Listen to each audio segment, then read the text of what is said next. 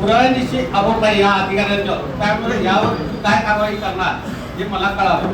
हे सोबत आज जरा प्रश्न परत सांगा बरं काय हे आधी माझ्या शेजारी बांधकाम करणं चालू होते त्यासोबत मी नगरपालिकेला तक्रार केली.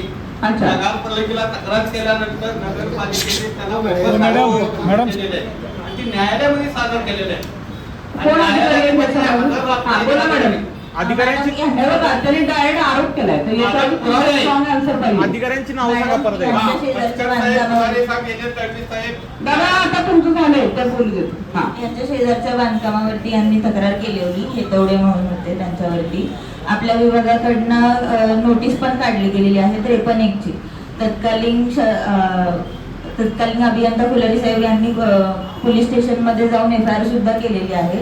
जेव्हा हा विषय कोर्टामध्ये गेला, कोर्टामध्ये आता सध्या निशाणी 5 चालू आहे. निशाणी 5 म्हणजे स्टे आहे, त्याच्यावरती आपल्याला काही तिथे कारवाई करता येत नाही जोवर निकाल लागेल तोवर. त्याच्यामुळे सध्या कारवाई मॅडम स्थगित आहे कोर्टाच्या निकालानुसार.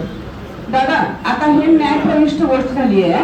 मॅडम हे सगळं मान्य आहे. हे हजर राहत नाही वकील काय न्यायालयामध्ये बोगस कार्य केलं मी पुराव्यानिशी सादर करतोय. नाही, आता तुम्हाला त्यांनी सांगितले ना त्या फॉलो करतील. हे पूर्ण धमकी देतात मला. पुन्हा कुठेही जायचं जा काही करायचं कर. हे मला कोण बोललं ते? असं कोण बोललं? स्पीकर बोलला नाही. मॅडम आपण यांना पुराव्यातच बोलतो मॅडम. माहिती अधिकाराच्या विरोधात काही बोलत नाही. कारण एवढे भ्रष्ट अधिकारी आहेत ते बसलेले येतात.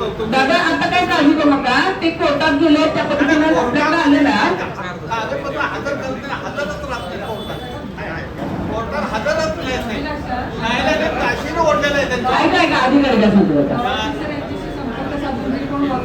त्यांच्याकडनं डॉक्युमेंट वगैरे व्यवस्थित हजर करून ते उठेल असं बघा. चालेल. आणि या अधिकाऱ्यांची चौकशी व्हावी एवढी माझी अपेक्षा आहे. त्याचे पुरावे मी देतो.